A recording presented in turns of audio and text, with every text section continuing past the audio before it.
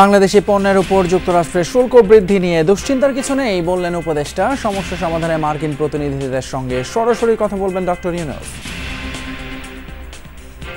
সামষ্টিকভাবে আমাদের অর্থনীতির জন্য যেটা ভালো, আমরা সেগুলোকে সমন্বয় করে আমদানি করব বলে আমরা চিন্তা করছি। We are in very good hands. আমরা এই মুহূর্তেও তাদের সঙ্গে নিবিড় আলোচনাতে আছি। আগামী 1-2 দিন আমাদের এই আলোচনা চলবে।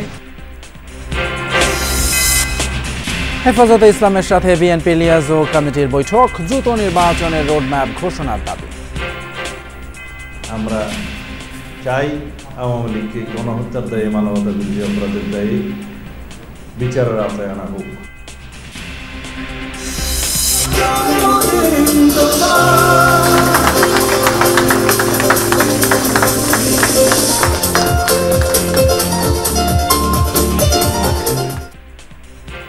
ঘরোয়া আয়োজনে রঙিন যমুনা টেলিভিশনের 11 বছরের পথ চলা, জনতার পাশে থেকে সত্য প্রকাশে অবিচল থাকার প্রত্যয়। পৃথিবীর কোনো বিপ্লবে কোনো একক মিডিয়া সঙ্গী হয়েছে কিনা কিংবা কারোর জন্য স্লোগান দিয়েছে কিনা আমার একটু জানা নাই, আমি শুনি। এগুলোকেই আমরা মনে করি আমাদের জীবনের সেরা অর্জনগুলোর একটি। রংপুরে বিএনপির 2 গ্রুপের সংঘর্ষ, ভাঙচুর, 1 জন নিহত, সাংবাদিক সহ আহত অন্তত 14 জন, 3 নেতাকে শোকজ।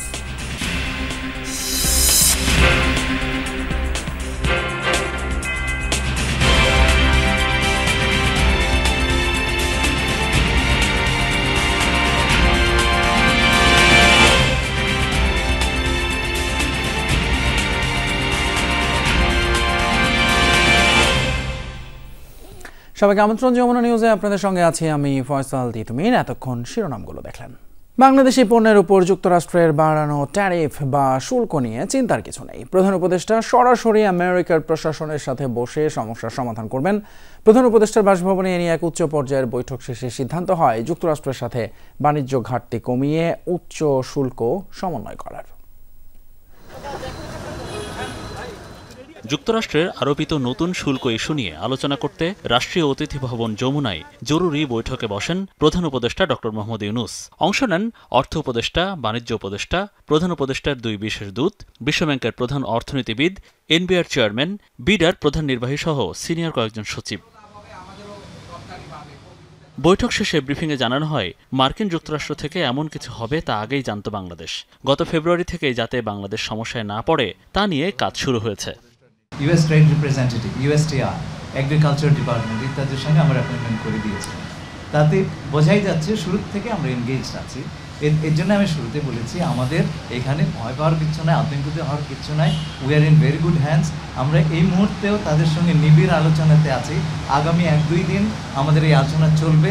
বাণিজ্য উপদেষ্টা বলেন, আমেরিকা প্রশাসনের সাথে নিজেই বসবেন ডক্টর ইউনূস। সিদ্ধান্ত হয়েছে যুক্তরাষ্ট্রের সাথে সব ধরনের বাণিজ্য ঘাটতি কমিয়ে এনে ব্যবসা সমন্বয়ের। প্রধান উপদেষ্টা মহোদয় উনি সরাসরি যুক্তরাষ্ট্র প্রশাসনের সাথে যোগাযোগ করবেন, যেহেতু আমাদের নিশ্চিতভাবে সবচেয়ে বড় সম্পদ আমাদের প্রধান উপদেষ্টা মহোদয়, এবং ওনার যে আন্তর্জাতিক গ্রহণযোগ্যতা সেটাকে আমরা ব্যবহার করে আমরা যুক্তরাষ্ট্র প্রশাসনের সাথে আমরা যোগাযোগ করব। যুক্তরাষ্ট্রের ট্যারিফ বৃদ্ধিতে সবচেয়ে চিন্তার খাত হল তৈরি পোশাক খাত। এ খাতের উদ্যোক্তাদের সাথে কথা বলে বাংলাদেশ সরকারের প্রতিনিধিরা বলছেন, এদেশের পণ্যের মান ভালো, তাই পোশাক শিল্প ক্ষতির মুখে পড়বে না। আমাদের পণ্যের বৈচিত্র্য ইন্ডিয়া এবং পাকিস্তানের থেকে রপ্তানি মানে অ্যাপারেল সেক্টরে অনেক বেশি ডাইভার্সিফাইড, এবং আমাদের যে শিল্পের যে অবয়ব বা স্পেকট্রাম এটা ইন্ডিয়া পাকিস্তানের থেকে অনেক বেশি ম্যাচিওর। সো আমরা মনে করি যে এটা বরং আরও সম্ভাবনার দুয়ার খুলে দিতে পারে। যুক্তরাষ্ট্র সরকারের সাথে আলোচনা বা দেন দরবার ইতিমধ্যে সরকার শুরু করেছে। সামনের দিনে তা আরও জোরালো হবে বলে জানান উপদেষ্টা ও অন্য প্রতিনিধিরা। মনিরুল ইসলাম, যমুনা নিউজ, ঢাকা। আসছে ডিসেম্বরের মধ্যে নির্বাচন আয়োজনে প্রধান উপদেষ্টাকে দ্রুত রোডম্যাপ ঘোষণার দাবি জানিয়েছেন বিএনপির স্থায়ী কমিটির সদস্য সালাউদ্দিন আহমদ। শনিবার রাতে হেফাজতে ইসলামের সাথে বিএনপি লিয়াজো কমিটির বৈঠক শেষে এই দাবি জানান তিনি। বিএনপির দাবির সাথে একমত পোষণ করে হেফাজত। সংগঠনটির নেতারা আওয়ামী লীগ নিষিদ্ধের দাবিও জানান, আর গণহত্যার দায়ে দলটিকে বিচারের আওতায় আনার দাবি জানায় বিএনপি। শনিবার রাতে গুলশানে চেয়ারপারসনের কার্যালয়ে হেফাজতে ইসলামের সাথে বিএনপির লিয়াজো কমিটির বৈঠক অনুষ্ঠিত হয়। এতে বিএনপি মহাসচিব মির্জা ফখরুল ইসলাম আলমগীর, স্থায়ী কমিটির সদস্য সালাউদ্দিন আহমদ সহ হেফাজতের শীর্ষ নেতারা উপস্থিত ছিলেন। বৈঠকে হেফাজতে ইসলামের নেতারা আওয়ামী লীগ নিষিদ্ধ, ফ্যাসিস্ট সরকারের সময় হওয়া হেফাজতের নেতাকর্মী সহ আলেম ওলামাদের বিরুদ্ধে সকল মিথ্যা মামলা প্রত্যাহারের দাবিসহ বেশ কিছু বিষয়ে বিএনপির মতামত জানতে চান। বিএনপি এসব দাবির সাথে একমত জানিয়ে আওয়ামী লীগকে গণহত্যার দায়ে বিচারের আওতায় আনার দাবি জানায়। আওয়ামী লীগকে রাজনৈতিক দল হিসাবে বিচারের আওতায় নিয়ে আসার জন্য ওনাদের দাবি আছে, যে দাবি আমরা প্রকাশ্যে করেছি, লিখিতভাবে করেছি, সরকারকে জানিয়েছি, জনগণের সামনে আমরা প্রস্তাব আকারে তুলে ধরেছি। তারা সেই দাবি আমাদের কাছে পুনরায় উত্থাপন করেছেন। আমরা চাই আওয়ামী লীগকে গণহত্যার দায়ে, মানবতা বিরোধী অপরাধের দায়ে বিচারের আওতায় আনা হোক। অবিলম্বে নির্বাচনী রোডম্যাপ ঘোষণার দাবি জানান বিএনপির স্থায়ী কমিটির সদস্য। বলেন, ভোট নিয়ে একটি মহল ষড়যন্ত্র করছে। প্রায় সময় দেখা যাচ্ছে কিছুদিন পর পর ডিসেম্বর থেকে জুনের থেকে ডিসেম্বরে এরকম একটা শিফটিং দেখা যাচ্ছে, এবং বিভিন্ন মহল থেকে নির্বাচন বিলম্বিত করারও বিভিন্ন রকমের পায়তারা আমরা লক্ষ্য করছি। আমাদের জোরালো দাবি, মাননীয় প্রধান উপদেষ্টা অতি অবশ্যই খুব দ্রুত নির্বাচনের রোডম্যাপ দিবেন, যাতে ডিসেম্বরের মধ্যে জাতীয় সংসদ নির্বাচন অনুষ্ঠান করা যায়। একই সাথে জুলাই আগস্টে গণহত্যা মামলা দ্রুত নিষ্পত্তির জন্য আন্তর্জাতিক অপরাধ ট্রাইব্যুনালের সংখ্যা বাড়ানোর দাবি জানায় বিএনপি। রাব্বি সিদ্দিকী, যমুনা নিউজ, ঢাকা। দর্শকদের আস্থা ভালোবাসায় সাফল্যের 11 বছর পার করলো যমুনা টেলিভিশন। নানান আনুষ্ঠানিকতায় উচ্ছ্বাস উদ্দীপনার দিনটি উদযাপন করছে টিম যমুনা। অনেকেই শুভেচ্ছা জানিয়েছেন যমুনা টেলিভিশনকে। যমুনার এগিয়ে যাওয়ার এই সফরে সঙ্গী শুভানুধ্যায়ীরা আপনারা। দর্শকের ভালোবাসা, আস্থা এবং বিশ্বাসের 11 বছর পার করল যমুনা টেলিভিশন। গৌরবের এই বর্ষপূর্তি আনুষ্ঠানিকতা আর উচ্ছ্বাসের মধ্য দিয়ে উদযাপন করেছে টিম যমুনা। সকাল থেকেই যমুনা টেলিভিশনের প্রধান কার্যালয়ে সহকর্মীরা আনন্দঘন পরিবেশে নিজেদের মধ্যে শুভেচ্ছা বিনিময় করেন। কাজের ফাঁকে হাসি, আড্ডা আর ছবি তোলার মধ্য দিয়ে দিনটি স্মরণীয় করে রাখেন তারা। এসেছিলেন সাবেক সহকর্মীরাও। সবার কণ্ঠেই ছিল যমুনার জন্য শুভকামনা। 11 বছর পার করেছি। 11 বছর আসলে অনেক দীর্ঘ সময়। এই সময়টায় আসলে আমরা একটা পরিবার হয়ে উঠেছি। আমরা সবসময় ক্যামেরার পেছনে থেকে কাজ করি, যার কারণে দর্শকরা আমাদেরকে দেখতে পায় না। আমরা সবসময় বস্তুনিষ্ঠ ও সত্য সংবাদ প্রচারের চেষ্টা রাখছি এবং আগামীতেও সেই চেষ্টা অব্যাহত থাকবে। আমরা ভবিষ্যতে মানুষের পাশে থাকতে চাই, জনগণের কথা বলতে চাই এবং এই কাজে আমরা জনগণের সহায়তা চাই। আমরা সবসময় মানুষের ভালোবাসা নিয়ে তাদের সাথে থাকতে চাই, এগিয়ে যেতে চাই। যমুনার কর্মীরা, আমরা যারা মাঠে কাজ করি, সাংবাদিক, আমরা কিন্তু কাজ করেই যাচ্ছি। আমাদের সত্য এবং নিষ্ঠার সাথে আমাদের এই কাজ করা অব্যাহত থাকবে। 11 পেরিয়ে 12, যমুনা এখন কৈশোরে। ফুলেল শুভেচ্ছা জানাতে হাজির ছিলেন শুভানুধ্যায়ী এবং কল্যাণকামীরা। যে কোনো মিডিয়া যদি জনগণের সঙ্গে না থাকতে পারে, যে কোনো প্রতিকূল অবস্থায় বেশিরভাগ মানুষের সঙ্গে থাকতে পারেন, তাহলে ইনশাল্লাহ যমুনা, যুগান্তর এবং এরকম মিডিয়া সামনের দিকে মাস্ট এগিয়ে যাবে। অনাড়ম্বর অনুষ্ঠানে যমুনা টেলিভিশনের নীতি নির্ধারকরা বলেন, নানা চ্যালেঞ্জ ও প্রতিকূল পরিবেশের মধ্য দিয়ে এগিয়ে গেছে যমুনা টেলিভিশন। দর্শকের কাছে সবসময় বস্তুনিষ্ঠ সংবাদ পৌঁছানো যমুনা টেলিভিশনের অঙ্গীকার। পৃথিবীর কোনো বিপ্লবে কোনো একক মিডিয়া সঙ্গী হয়েছে কিনা কিংবা কারোর জন্য স্লোগান দিয়েছে কিনা আমার অ্যাটলিস্ট জানা নাই, আমি শুনিনি। এগুলোকেই আমরা মনে করি আমাদের জীবনের সেরা অর্জনগুলোর একটি। আমরা আসলেই এই ভালোবাসাগুলো পেয়ে ভীষণ আপ্লুত। আমরা এই ভালোবাসা পেতে চাই। আমরা আসলে একটা টিম, আমরা চেষ্টাটাই করে যাচ্ছি এবং আমাদের পণ হচ্ছে আমরা চেষ্টা চালিয়ে যাব, সেটা যে কোনো পরিস্থিতিতে। এটাই হচ্ছে আমাদের কাছে মন্ত্র। সত্য যেটা সেটা প্রকাশ করি। কখনো কখনো কেউ কনফিউজড হয়ে যান যে আসলে আমরা কোন পক্ষের, কোন দলের, কোন মতের হয়ে কথা বলি, এবং আমরা চাই সারা জীবন প্রতিটি দল কনফিউজ থাকবে যে যমুনা টেলিভিশন কোন দলের, কোন মতের, কোন পক্ষের। আমরা আসলে কারো কোনো দলের না, কোনো মতের না, কোনো পক্ষের না।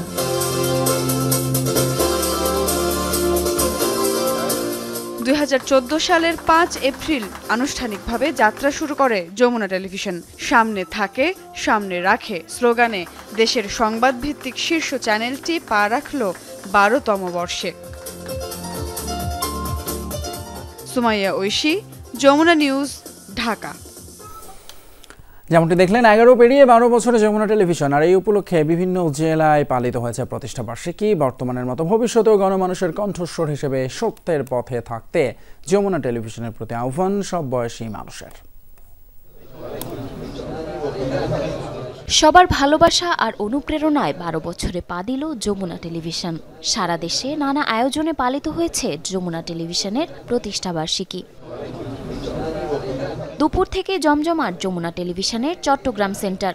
বর্ষপূর্তির আয়োজনে একে একে যোগ দেন সিটি মেয়র, রাজনীতিবিদ, ব্যবসায়ী নেতা, বিভিন্ন পেশাজীবী ও সামাজিক সাংস্কৃতিক সংগঠনের প্রতিনিধি সহ নানা শ্রেণী পেশার মানুষ। যমুনা টেলিভিশনের অগ্রযাত্রা কামনা করে সর্বস্তরের মানুষ।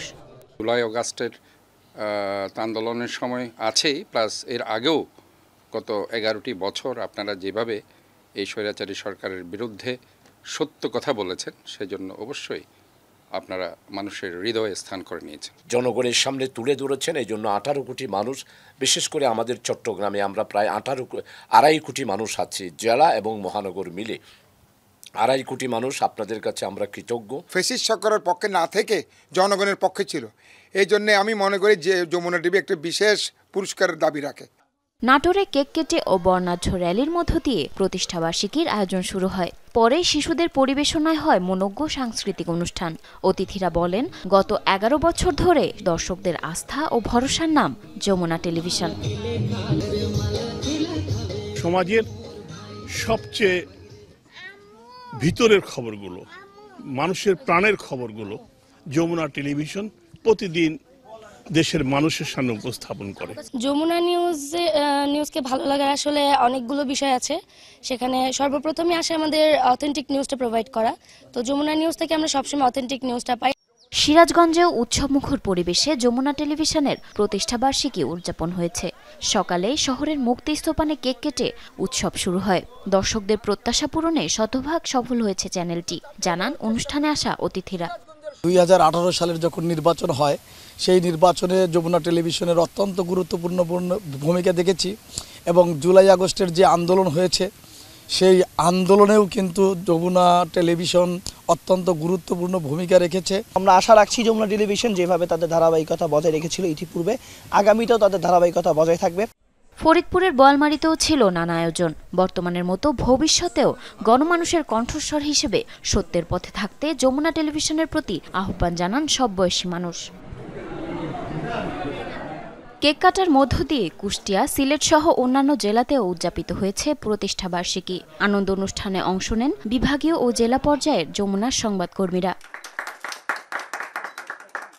জারিন অর্নি, যমুনা নিউজ। ঈদের ছুটির শেষে আজ রাতেও অনেকে ঢাকায় ফিরছেন। ঢাকায় ফেরার খবর জানাতে এই মুহূর্তে রাজধানীর গোলাপবাগ থেকে সরাসরি যুক্ত হচ্ছেন সহকর্মী শওকত মঞ্জুর শান্ত। শান্ত, আপনি একটু আগে কমলাপুরে ছিলেন, ট্রেন যাত্রার খবর দেখছিলাম। সড়কের কি অবস্থা, বাস টার্মিনালগুলোতে মানুষের ভিড় কেমন দেখছেন একটু বলবেন?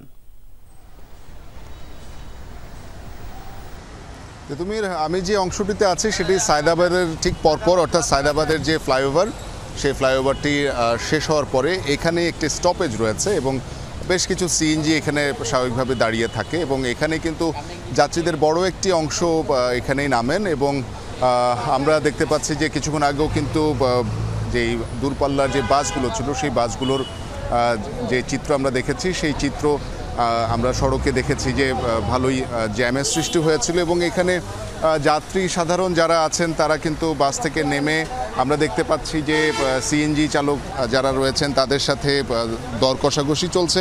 এবং যে কজন যাত্রীর সাথে কথা হয়েছে তারা কিন্তু একটা অভিযোগ করেছেন যে আসলে যাত্রীরা কিন্তু সিএনজি ভাড়ার ক্ষেত্রে একটা ভোগান্তিতে পড়ছেন। সিএনজি ভাড়া স্বাভাবিকের চেয়ে অনেক বেশি চাওয়া হচ্ছে, এটি নিয়ে তাদের একটা অভিযোগ রয়েছে। এবং একই সাথে যাত্রী সাধারণ তাদের যে বাসের যে যাত্রা ঈদ থেকে ঈদ সেরে বাড়িতে ঈদ করে ঢাকায় ফেরার যে একটা অবস্থা, সেই জায়গায় তারা যানজটের কারণে কিছুটা দূরের কথা বলেছেন। এবং দেরি হওয়ার কারণে ভোগান্তির কথা বলেছেন। এবং সবশেষ যদি বলতে হয় যে এই যে ঝক্কি সামলে ঢাকায় নামার পরে গিয়ে তাদের ভোগান্তির চিত্রটা একটু বেড়েই গিয়েছে। আমরা এখানকার যে সিএনজি চালক রয়েছেন তাদের সাথেও কথা বলেছি এবং এখানে অপেক্ষমান যাত্রী যারা রয়েছেন আমরা দেখেছি যে অনেক যাত্রী দীর্ঘ সময়ের জন্য অপেক্ষায় রয়েছেন এবং তারা সিএনজি পাচ্ছেন না এবং সেই অভিযোগগুলো তারা করছিলেন যে আসলে সিএনজি চালকরা যে পরিমাণ ভাড়া হাঁকছেন সেটা আসলে সহ্যের সীমা ছাড়িয়ে যাচ্ছে, এমনটা তাদের অভিযোগ।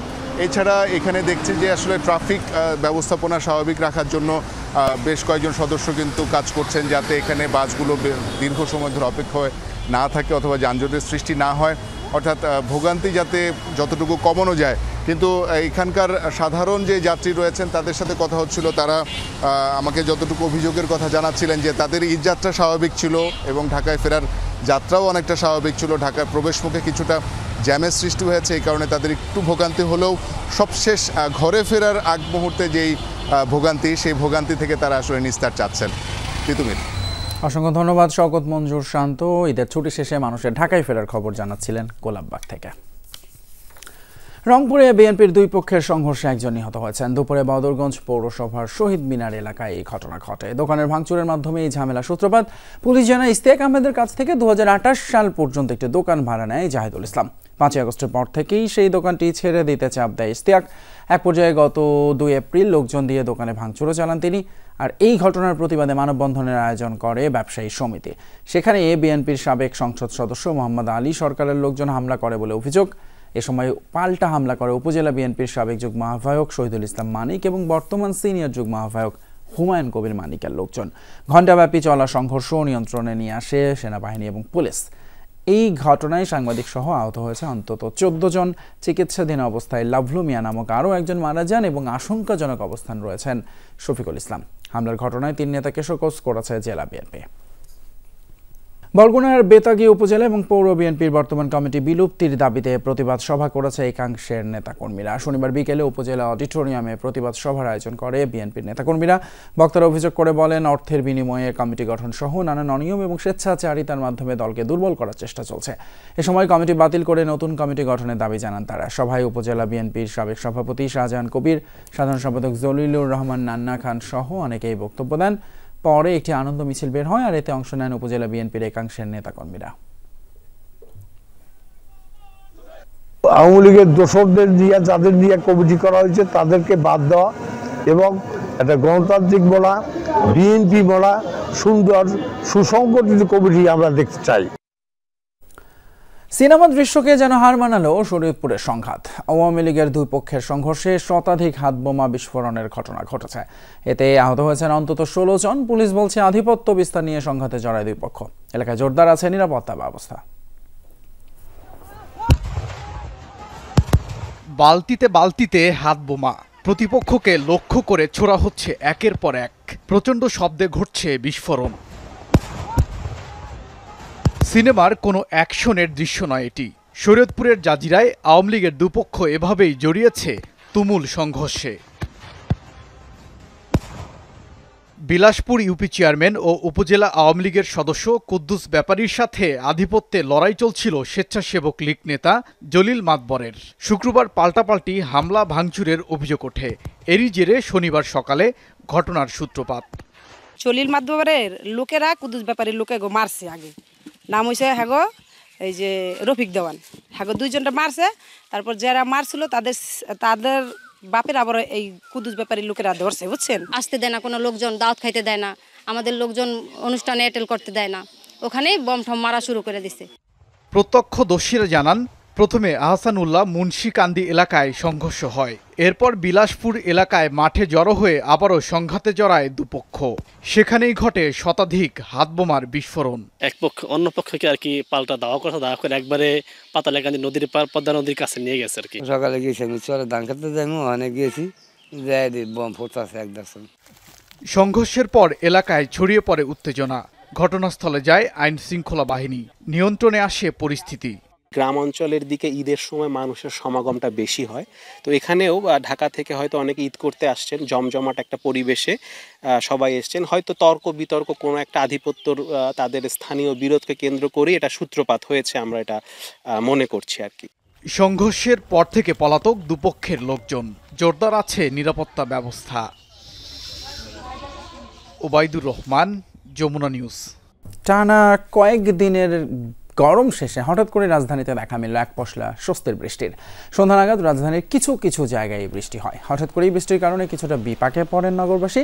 বৃষ্টিতে ভিজে নিজ নিজ গন্তব্যে দেখা যেতে গেছে। ছাতা নিয়ে বের না হয় বৃষ্টিতে পথচারীদের কিছুটা ভোগান্তি পোহাতে হয়, তবে বৃষ্টির কারণে ধুলোবালি কমে যাওয়ায় স্বস্তি প্রকাশ করেছেন অনেকে। সাতক্ষীরার খোলপেটুয়া নদীর ভাঙা বাঁধ দিয়ে লোকালয়ে পানি প্রবেশ বন্ধ হয়েছে। 5 দিনে ভাঙা অংশের পাশে বিকল্প রিং বাঁধ দিতে সক্ষম হয় পানি উন্নয়ন বোর্ড। সমন্বিত উদ্যোগে ক্ষতিগ্রস্তদের পাশে দাঁড়ানোর কথা জানিয়েছেন উপদেষ্টা আসিফ মাহমুদের একান্ত সচিব। জনপদ থেকে নেমেছে খোলপেটুয়া নদীর পানি, ভেসে উঠছে ক্ষয়ক্ষতির চিত্র। আনুলিয়া ইউনিয়নের বল্লভপুর গ্রামের কৃষক আল ইমরানের মাথায় হাত। তাদের ডুবেছে 40 বিঘা জমির ধান। আমাদের এই পরিবারে টোটাল 40 বিঘা মতো সম্পত্তি ছিল ধানের এলাকায়, টোটাল ধানটা নষ্ট হয়ে গেছে, মানে আমরা এখন নিঃস্ব। একই গ্রামের কৌছার গাজীর 5 বিঘা জমির ধানও নষ্ট লবণ পানিতে, অথচ কয়েকদিন পরই এই ধান উঠত ঘরে। ধান সব শুধু ধান ফুলি বেরিয়ে গেছে, বেরিয়ে এই জায়গায় এসে ধান সব এখনো ধানের কোনো দুধ ভরিনি। ধান নষ্ট হয়ে গেছে, কুচি গেছে, গন্ধ খাচ্ছে, তারপর ওই ঘের নষ্ট হয়ে গেছে, একটা ঘের বাড়ি ভেঙে চলে গেছে। পানিতে ডুবে এলাকার রাস্তাঘাট বিধ্বস্ত, ভেঙে যাওয়া মাটির ঘরবাড়ি নিয়ে দুশ্চিন্তার শেষ নেই ক্ষতিগ্রস্তদের।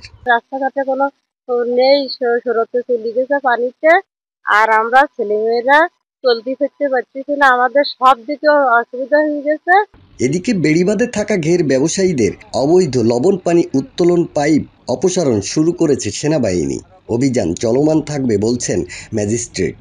এখানে মানুষের যে ক্ষয়ক্ষতি হয়েছে, এই ক্ষয়ক্ষতি যাতে যত দ্রুত সম্ভব এই জিনিসটা লাগু করা সম্ভব হয়, আমরা সেই চেষ্টা করতেছি, এবং এই পাইপ সবগুলো অপসারণ করা হবে, এটা আপনাদেরকে আমরা অবগত করতেছি। এবং এই কার্যক্রম শুধু আজকেই নয়, এই কার্যক্রম পরবর্তী দিনগুলোতে চলমান থাকবে। বিকল্প রিং বাঁধ দিয়ে ঠেকানো গেছে পানি, তবে বাঁধটি উন্নত করার কথা ভাবছে পানি উন্নয়ন বোর্ড। উপদেষ্টা আসিফ মাহমুদের একান্ত সচিবও জানালেন সমন্বিত সহযোগিতা করা হবে ক্ষতিগ্রস্তদের। এটা সম্পূর্ণ পানি উন্নয়ন বোর্ড তাদের নিয়োজিত ঠিকাদার দ্বারা নিজস্ব অর্থায়নে এই বিকল্প বাঁধ নির্মাণ কাজ সম্পন্ন করেছে। পরবর্তীতে ওয়ার্ল্ড ব্যাংকের আমাদের একটা প্রকল্প হাতে নেওয়া হচ্ছে, 10টা পোল্ডার মিলে একটা রিহ্যাবিলিটেশন প্রজেক্ট হচ্ছে। সেই প্রজেক্টের আওতায় এখানে আমরা তখন সাস্টেনেবল বাঁধ নির্মাণ করতে সক্ষম হবো আশা করি। সকল মন্ত্রণালয়ের সমন্বিত প্রয়াসে এই এলাকার যেই ক্ষয়ক্ষতি সেটি নিরূপণপূর্বক অতি দ্রুত পুনর্বাসন সম্পন্ন হবে বলে আমি। বাঁধ ভেঙে ক্ষতিগ্রস্ত আশাশুনির আনুলিয়া ইউনিয়নের 11টি গ্রাম। ক্ষতিগ্রস্ত এসব মানুষদের তালিকা করে তাদের পাশে দাঁড়ানোর দাবি ভুক্তভোগীদের। আকরামুল ইসলাম, যমুনা নিউজ, সাতক্ষীরা। আবার উত্তপ্ত দেশের আন্ডারওয়ার্ল্ড। পুরনো সন্ত্রাসীদের সাথে নতুনরাও এলাকার আধিপত্য নিতে মরিয়া। এরই মধ্যে রাজধানীর মোহাম্মদপুরে চাঁদা না পেয়ে 2 ব্যবসায়ীর অফিসে গুলি এবং ভাঙচুর করেছে সন্ত্রাসীরা, যার সিসি ক্যামেরার ফুটেজ এসেছে যমুনা টেলিভিশনের হাতে। আশিক মাহমুদের প্রতিবেদনে থাকছে বিস্তারিত। ছবি তুলেছেন নির্মল চন্দ্র।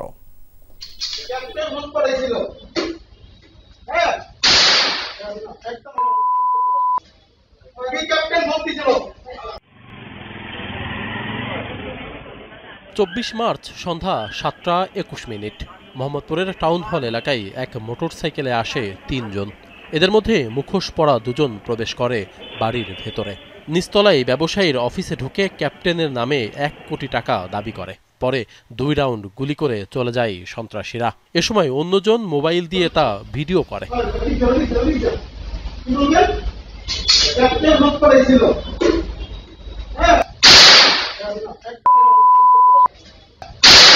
এ সময় আতঙ্কে ছুটোছুটি করতে থাকে আশপাশের মানুষ। আমার বললো মনির ভাই কই, আমি কই হেতো না এ বাইরে, এই কথা কয়ে শুট করে দিচ্ছে অবশ্য। পরে আমরা ক্যাপ্টেনের লোক 5 মিনিটের মধ্যে মনির ভাইয়ের খবর দিই। আমি তো পুরো আতঙ্ক হয়ে গেছিলাম, পুরো অজ্ঞান। এরপরে আর কি হয়েছে আমার মাথায় ওই সেন্সটা ছিল না। একটা হোয়াটসঅ্যাপ নাম্বার থেকে, দুবাইয়ের নাম্বার থেকে ফোন করলো। ফোন করে তো বললো যে মনির ভাই বলছেন? আমি জি, আমি ইমন ভাইয়ের ছোট ভাই বলতেছি। তো ইমন ভাই আপনাকে সালাম দিছে, আপনি আমাদের জন্য ঈদ বকশিস 50 লক্ষ টাকা। ইমন ভাইকে তাকে বলেন ফোন দিতে। তো সে বলে যে আপনি বেশি বুঝেন। এই হামলার ঘটনায় জাবেদ নামের এক যুবককে গ্রেপ্তার করেছে গোয়েন্দা পুলিশ। জানা গেছে এই জাবেদ জসিমের বিশ্বস্ত লোক। মনির সাহেবের ওখানে যে একটা গুলি করা হয়েছিল সেই ঘটনায় কিন্তু আমাদের মামলা হয়েছে এবং আসামি একজনকে গ্রেপ্তার করা হয়েছে। একটি মোটরসাইকেল উদ্ধার, যে মোটরসাইকেল নিয়ে তারা এসেছিল সেই মোটরসাইকেল উদ্ধার করা হয়েছে। তো সব মিলিয়ে কিন্তু আমরা সেই ঘটনাটি ডিটেক্ট করেছি। এই গোলাগুলির ঘটনার ঠিক 3 দিন পর 27 মার্চ মোহাম্মদপুরের চন্দ্রিমা হাউজিংয়ের আরেক ব্যবসায়ীর অফিসে হামলা করে সন্ত্রাসীরা। সিসি ক্যামেরার ফুটেজে দেখা যায় ভর দুপুরে মাস্ক পরা 8 যুবক মানিকগঞ্জ বিল্ডার্সের অফিসের সামনে যায়। কিছুক্ষণ পর অফিসের শাটারে হামলা করে সন্ত্রাসীরা। চাঁদা না পেয়ে এর 2 দিন পর 29 মার্চ ওই ব্যবসায়ীর বাড়িতে গিয়েও হুমকি দিয়ে আসে সন্ত্রাসীরা। 5টার সময় একটা ফোন আসে, মুঠোফোনে। ফোনে বলতেছে, ওই ছেলেটার নাম বলতেছে রবিন। আমাকে কি বলেন? সকালবেলা কি কোনো লোক গেছিল? আমি গেছিল। তাহলে বড় ভাইয়ের সাথে যোগাযোগ করলেন না কেন? আমি বললাম কোন বড় ভাই? বললো জসিম ভাই। আমি যখন নাকি জিজ্ঞেস করলাম যে আমি আসলে জসিম ভাইয়ের তো চিনি না। জসিম ভাই চিনেন না? লাল্লু ভাই আর বাদল ভাইয়ের বড় ভাই হলো জসিম ভাই। এর ভিতরে সে খেপে গেছে এবং অনেক কথাবার্তা আমার গালিগালাজ পারছে। সিসি ক্যামেরার ফুটেজ দেখে এই হামলায় জড়িত একজনকে শনাক্ত করেছে যমুনা টেলিভিশন। এদের মধ্যে এই যুবকের নাম মারুফ, যিনি যুব মহিলা লীগের মোহাম্মদপুর থানার সভাপতি কলির ছোট ভাই। মারুফও জসিমের ঘনিষ্ঠজন। তাদের যে মূল হোতা, সেই মূল হোতা পর্যন্ত আমরা হয়তো পৌঁছায় যাব অচিরেই। আর এই সন্ত্রাসী কর্মকাণ্ডে আপনারা দেখে থাকবেন যে যারা এই সন্ত্রাসী কর্মকাণ্ড ঘটাচ্ছে তাদের কিন্তু আমরা যে কোনো ভাবেই আমাদের কিন্তু আইনের আওতায় তাদের নিয়ে আসছি। দ্রুত এসব অপরাধীদের গ্রেপ্তারের দাবি সবার। আশিক মাহমুদ, যমুনা নিউজ, ঢাকা। চুলায় পানি গরম করতে গিয়ে অগ্নিদগ্ধ হন খুলনার হতদরিদ্র পরিবারের সন্তান এসএসসি পরীক্ষার্থী সাদিয়া সুলতানা সাথী। যেখানে পুড়ে যায় তার 2 হাত, পা, বুক এবং পেটের অধিকাংশ স্থান। তাকে সুস্থ করতে একাধিক অস্ত্রোপচার হয়েছে। এ নিয়ে প্রতিবেদন সম্প্রচার করে যমুনা টেলিভিশন। এরপরই অনুদান আসে 2.25 লাখ টাকা। 2 মাসের বেশি সময় ধরে চিকিৎসা শেষে বাড়ি ফিরে এসএসসি পরীক্ষার প্রস্তুতি নিচ্ছেন সাদিয়া। পুরোপুরি সুস্থ হতে আরও অস্ত্রোপচার প্রয়োজন, কিন্তু সেই সামর্থ্য নেই পরিবারের। খুলনার ডুমুরিয়ার মিকশিমিল গ্রামে এই জরাজীর্ণ ঘরে বসবাস সাদিয়ার পরিবারের। বাবা ভ্যান চালিয়ে আর মা অন্যের বাড়িতে কাজ করে যা রোজগার করেন তা দিয়েই চলে 5 জনের সংসার। মাস 4 আগে চুলার আগুনে মারাত্মকভাবে দগ্ধ সাদিয়ার শরীরের ক্ষত অনেকটা শুকালেও প্রায়ই শারীরিক যন্ত্রণায় ভুগতে হচ্ছে তাকে। বাঁকা হয়ে গেছে হাতের 2টি আঙুল। ডান হাতের সমস্যা, রাতে বেশিরভাগ ঘুমাতে পারি না, চুলকায়, মাঝে মধ্যে জ্বালা যন্ত্রণা করে। পুরা শরীর নিয়ে সাদিয়া সুলতানার সাথী যখন দীর্ঘদিন হাসপাতালে ভর্তি, তখন এসএসসি পরীক্ষা দিতে পারবেন কিনা সেই ছিল শঙ্কা। কিন্তু মানুষের আন্তরিকতা আর আর্থিক সহায়তায় কিছুটা সুস্থ হয়ে ছেড়েছেন হাসপাতাল। তারপর থেকেই এসএসসি পরীক্ষার প্রস্তুতি নিচ্ছেন সাদিয়া, কিন্তু সংকট আর চ্যালেঞ্জ পিছু ছাড়ছে না তার। অনেক সুস্থ আগের থেকে, এখন ফর্ম ফিল আপ করেছি, তারপরে রেজাল্ট টেস্ট পরীক্ষা দিয়েছি স্কুলে। এখন আল্লাহ দিলি এসএসসি পরীক্ষা দিতে পারবো। চিকিৎসকরা বলছেন পুরোপুরি সুস্থ হতে সাদিয়ার প্রয়োজন দীর্ঘমেয়াদী চিকিৎসা, দরকার অস্ত্রোপচারের। ক্ষতিগ্রস্ত অংশগুলা এক বা একাধিক অপারেশনের প্রয়োজন হতে পারে। পরবর্তীতে আমরা ফলো আপে ওকে দেখেছি যে অবস্থায় ওর শরীরের অলমোস্ট জায়গাগুলো অনেকটাই ভালো আছে। কিছু কিছু জায়গা একটু স্কার ফর্মেশন হয়, যেটাকে আমরা মেডিকেলের ভাষায় বলি হাইপারট্রফিক স্কার। পরবর্তী চিকিৎসা ও খরচ নিয়ে দুশ্চিন্তার শেষ নেই পরিবারটির। অর্থ সংগ্রহ ও চিকিৎসায় সহযোগিতা করছে স্থানীয় একটি স্বেচ্ছাসেবী সংগঠন। সাদিয়ার দীর্ঘমেয়াদী চিকিৎসার ব্যয় মেটাতে সমাজের বিত্তবানদের এগিয়ে আসার আহ্বান তাদের। এমন অবস্থা আমাকে ঘর বাড়ি ভাঙ্গি যাচ্ছে, তাও আমরা সর করতে পারি না। যমুনা টিভি এবং শেকর সংগঠন আমাদের পাশে দাঁড়িয়েছিল বলে আমার মেয়েটা দ্রুত তাড়াতাড়ি সুস্থ হয়ে আমরা তাকে নিয়ে আসতে পেরেছি। ওর এই চিকিৎসা প্রসেসটা লং টাইম এবং যে ওষুধগুলো এখন যাচ্ছে বেশ ব্যয়বহুল। এই জন্য যে টাকা আমাদের কাছে আছে উইদিন শর্ট টাইম এটা হয়তো শেষ হয়ে যাবে। আমরা আরও সহযোগিতা চাচ্ছি দেশবাসীর। গত 14 ডিসেম্বর পানি গরম করতে গিয়ে চুলার আগুনে দগ্ধ হন সাদিয়া। 2 মাসেরও বেশি সময় ভর্তি ছিলেন খুলনা মেডিকেলে। সে সময় তার চিকিৎসা সহায়তার জন্য ফান্ড গঠন নিয়ে প্রতিবেদন সম্প্রচার করে যমুনা টেলিভিশন।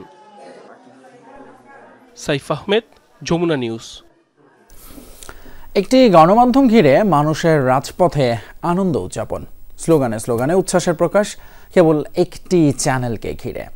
দায়িত্বশীলতার সঙ্গে নাগরিকের পাশে থাকার বিনয়ী চেষ্টায় যমুনা টেলিভিশনকে এনে দেয় এমন ভালোবাসা। শুরু থেকেই আধুনিক সাংবাদিকতা, সত্য আর তথ্যের নির্ভরযোগ্যতা নিশ্চিত করা ছিল আমাদের লক্ষ্য। 11 বছর পেরিয়ে 12তে আপনাদেরই যমুনা, সব দল মতের বিপুল আকাঙ্ক্ষা পূরণই যুগের পথে যমুনার লক্ষ্য। প্রতিষ্ঠা বার্ষিকীতে টিম যমুনার কথা জানাচ্ছেন সাইফুদ্দিন রবিন।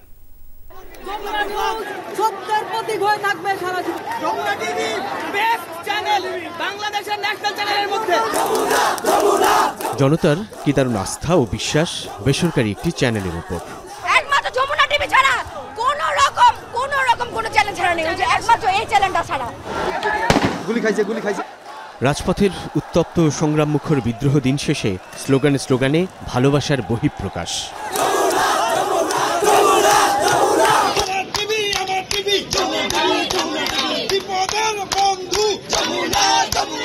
24 ঘন্টার সংবাদভিত্তিক চ্যানেল যমুনা সব রক্তচক্ষু উপেক্ষা করে পাশে থাকে সাধারণের।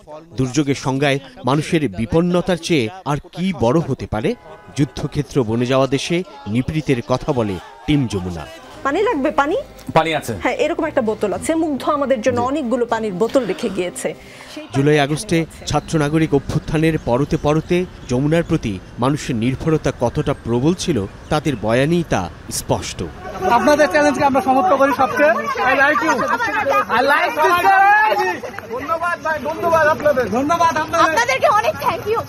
কিন্তু এই অকুণ্ঠ ভালোবাসা কিংবা আকাশচুম্বী জনপ্রিয়তা কি কেবল সাম্প্রতিক ভূমিকার জন্য, নাকি জন্ম থেকেই তার সত্য সাংবাদিকতায় নিজেকে বিসর্জন? হুট করে সাফল্য পাওয়া যায় না। সাফল্য পেতে হলে এটা দীর্ঘমেয়াদী পরিকল্পনা নিয়েই এগোতে হয়। সো যমুনা টেলিভিশন হুট করে জুলাই আগস্টে এসে জনপ্রিয় হয়েছে, যারা এরকম ভাবেন তারা ভুল করেন। যমুনা টেলিভিশন শুরু থেকেই চেষ্টা করেছে মানুষের সাথে থাকার জন্য, মানুষের কথা বলার জন্য। 11 বছর আগে সম্প্রচারে আসার কালে যমুনা টেলিভিশনের প্রতিষ্ঠাতা নুরুল ইসলামের যে লক্ষ্য ও উদ্দেশ্য ছিল মানুষের কথা বলা, তা নিয়েই আমাদের পথ চলা। সংসেজে নয়, সাংবাদিকতায় সব দিক ও মতের বক্তব্য আর নির্ভরযোগ্য তথ্যের মিশেলে যমুনা হতে চেয়েছে গণমানুষের। আমরা তুলে ধরব গণমানুষের গণদাবি, গণ অভিযোগ, গণ দুর্ভোগ আর বঞ্চনার কথা। সঠিক সাংবাদিকতা করতে গিয়ে গায়ে কেরোসিন ঢেলে আগুনে পুড়িয়ে মারতে চেয়েছিল আমাদের। মামলার মুখোমুখি হতে হয়েছে, আহত হয়ে হাসপাতালে যেতে হয়েছে রাজধানী থেকে দেশের নানা প্রান্তের সহকর্মীদের। প্রতিষ্ঠা থেকে শুরু করে শাসকের রক্তচক্ষুর বিপরীতে নানান ভয় ও শঙ্কা ঠেলে জনতার পাশে আপোষহীন। গত 11 বছর সাদাকে সাদা বলেছে, কালোকে কালো বলেছে। অন্যান্য সংবাদ মাধ্যম যদি বাধার মুখে পড়ে, যমুনা টেলিভিশন তার চেয়ে বেশি বাধার মুখে পড়েছে।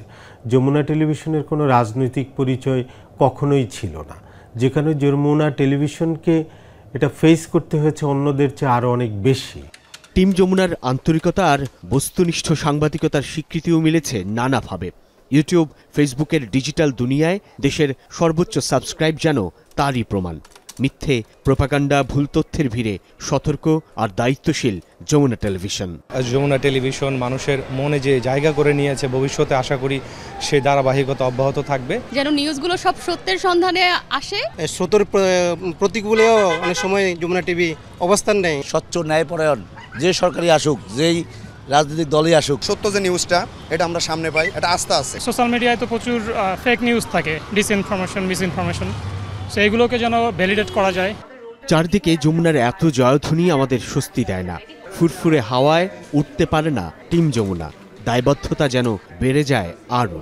পৃথিবীর ইতিহাসে এটা বিরল যে একটি সংবাদ মাধ্যম একটি বিপ্লবের অংশীদার হয়েছে এবং সেই সংবাদ মাধ্যমকে নিয়ে সবাই স্লোগান দিয়েছে।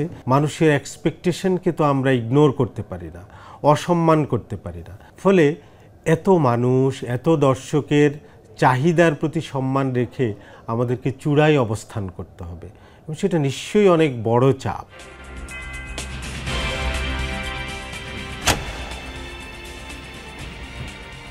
যমুনা টেলিভিশন কেবল পর্দার একটি টেলিভিশন হতে চায় না, হতে চায় না ড্রয়িং রুমে থাকা সেই বোকা বাক্স, বরং কেন্দ্র থেকে প্রান্তের সব সংকট আর সম্ভাবনার কথা তুলে ধরার পাশাপাশি নাগরিককে তার সুনাগরিক হয়ে ওঠার জন্য, অধিকার সচেতন করে তোলার জন্য সাংবাদিকতার সবটুকু করতে প্রস্তুত টিম যমুনা। 11 বছর পেরিয়ে 12তে পা দেবার কালে এই আমাদের প্রতিশ্রুতি। সাইফুদ্দিন রবিন, যমুনা নিউজ, ঢাকা। এবারে প্রবাসের খবর। বাংলাদেশ বিজনেস ফোরাম বাহরাইনের উদ্যোগে সংগঠনটির নবম উপদেষ্টা এবং পরিচালনা পরিষদের পরিচিতি সভা অনুষ্ঠিত হয়েছে। বৃহস্পতিবার বাহরাইনের স্থানীয় সময় রাত 9টায় এই সভা অনুষ্ঠিত হয়। অনুষ্ঠানে সভাপতিত্ব করেন ফোরামের সভাপতি আইনুল হক সরকার, পরিচালনা করেন মিজানুর রহমান। 7 সদস্য বিশিষ্ট উপদেষ্টা পরিষদে রয়েছেন প্রধান উপদেষ্টা আবু বক্কর চৌধুরী, উপদেষ্টা গিয়াসউদ্দিন মিয়াজি, মোহাম্মদ সেলিম, আবুল কালাম আজাদ, আব্দুল বাসিত, মহিউদ্দিন আহমেদ এবং কামাল উদ্দিন আহমেদ। পরিচালনা পরিষদে রয়েছেন আমির হামজা, কামাল হোসেন, জসিমউদ্দিন, কামাল আহমেদ ওড়িশা, নুরুল ইসলাম নূর এবং এমদাদুল হক ইমরান। এই সময় ফোরামের সাধারণ সম্পাদক মোহাম্মদ জসিমউদ্দিন, সিনিয়র সহসভাপতি মকবুল আহমেদ, সহসভাপতি নোমান উদ্দিন মনির সহ আরও অনেকে উপস্থিত ছিলেন। আমি বাংলাদেশ বিজনেস ফোরাম বাহরাইনের নবগঠিত সংসদকে অভিনন্দন জানাই। অসম্ভব সুন্দর এবং নিয়মতান্ত্রিকভাবে নির্বাচনের মাধ্যমে এই পরিষদ গঠিত হয়েছে। সবাই দোয়া করবেন আমরা যাতে একসাথে বাহরাইনের মাটিতে এবং দেশের মাটিতে উজ্জ্বল করে একসাথে কাজ করতে পারি। ওমানে একটি প্রতিষ্ঠানের বিরুদ্ধে প্রতারণার অভিযোগ এনে সংবাদ সম্মেলন করেছে প্রবাসী বাংলাদেশিরা। হ্যালো ওমান নামের ভুয়া ফেসবুক পেজ খুলে প্রতারণা চালাতো প্রতিষ্ঠানটি। শুক্রবার দেশটির সুইক খাদার এলাকায় সংবাদ সম্মেলন করেন ভুক্তভোগী সাজ্জাদ হোসেন, ফারুক হোসেন, ইব্রাহিম খলিল এবং মাহফুজুর রহমান। অভিযোগ, অনলাইনে ট্রেড লাইসেন্স করে দেয়া সহ নানান রকম প্রলোভন দেখিয়ে অর্থ হাতিয়ে নেন মুসা ট্রাভেলস নামের ওই প্রতিষ্ঠানের মালিক। পরে অর্থ ফেরত চাইলে আত্মগোপনে চলে যান অভিযুক্ত এই ব্যক্তি। এ সময় বাংলাদেশ দূতাবাস এবং সরকারের কাছে প্রয়োজনীয় ব্যবস্থা গ্রহণের দাবি জানান প্রতারণার শিকার প্রবাসীরা। পাশাপাশি অনলাইনে এসব প্রতারণা বিষয়ে সবাইকে সচেতন থাকার পরামর্শ দেন তারা।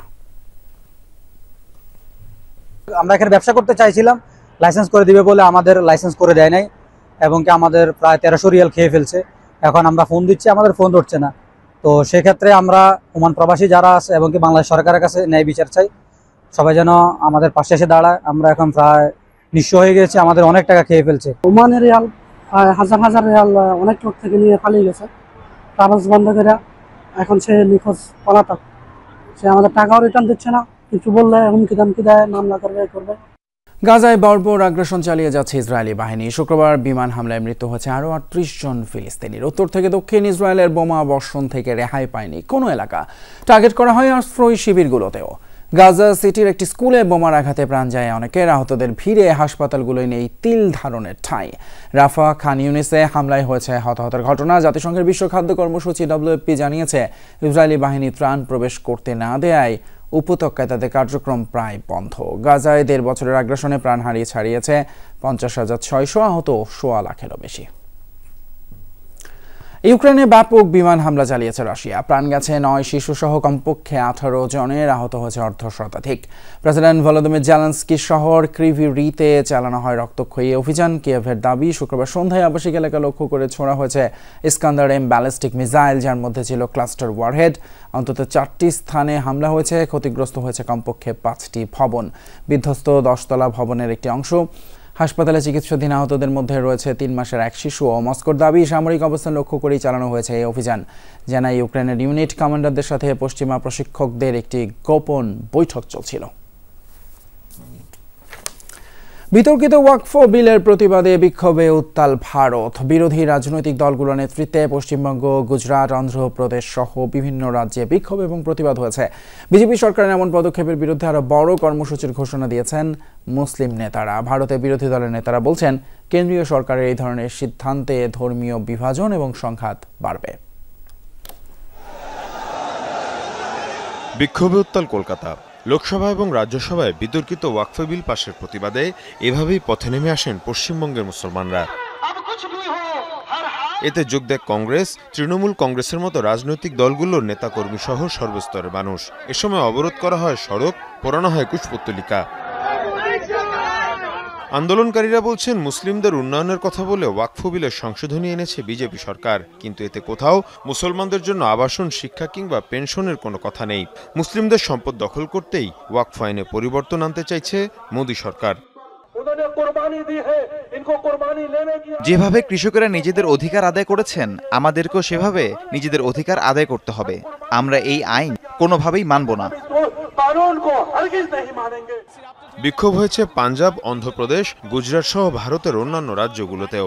আহমেদাবাদের সড়কে অবস্থান কর্মসূচি পালনের সময় বিক্ষোভকারীদের উপর হামলা করে পুলিশ। আটক করা হয় অন্তত 40 জনকে। এ অবস্থায় ওয়াকফ আইনের পক্ষে বিপক্ষে চলছে রাজনৈতিক দলগুলোর বাকযুদ্ধ। ঐতিহাসিক মৌকা থা, কোন কাহা খড়া হ্যায় ইয়ে জাননা থা। এটা ঐতিহাসিক একটা সুযোগ ছিল, কিন্তু নোংরা রাজনীতির জন্য সরকার এই সুযোগ নষ্ট করলো। মুসলমানদের নিশ্চিহ্ন করতে এত বড় পদক্ষেপ নিয়েছে সরকার। তার প্রতিবাদের সবগুলো বিরোধী দল একাট্টা হয়েছে সরকারের বিরুদ্ধে। এই আইন তো গরিব মুসলমানদের জন্য। যারা সত্যিকারের গরিব মুসলিম তারা এই আইনের বিরোধিতা করছে না, কিন্তু যারা রাজনৈতিকভাবে ইসলামকে ব্যবহার করছেন তারাই এই ওয়াকফ বিলের বিরোধিতা করছেন। সম্প্রতি ভারতের লোকসভা ও রাজ্যসভায় পাশ হয় বিতর্কিত ওয়াকফ বিল, যাতে ওয়াকফ বোর্ডে অমুসলিম সদস্যদের অন্তর্ভুক্তির প্রস্তাব করা হয়েছে। ভারতে প্রায় 9 লাখ একর জমি ওয়াকফ রয়েছে। মীর মুশফিকা হাসান, যমুনা নিউজ। যুক্তরাষ্ট্র থেকে গেল 3 মাসে প্রায় 700 ভারতীয়কে জোরপূর্বক দেশে ফেরত পাঠানো হয়েছে। লোকসভায় এ তথ্য জানান দেশটির পররাষ্ট্র প্রতিমন্ত্রী কীর্তি বর্ধন সিং। তিনি বলেন, অবৈধ অভিবাসীদের বিরুদ্ধে চলা কড়াকড়িতে এখন পর্যন্ত 682 জন ভারতীয় নাগরিককে ফেরত পাঠানো হয়েছে।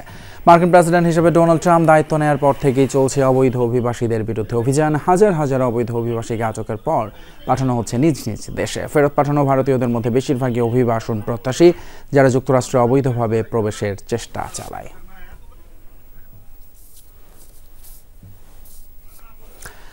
এই সাথে শেষ করছি যমুনা নিউজের এখনকার আয়োজন। এতক্ষণ সাথে থাকার জন্য ধন্যবাদ আপনাদের সবাইকে।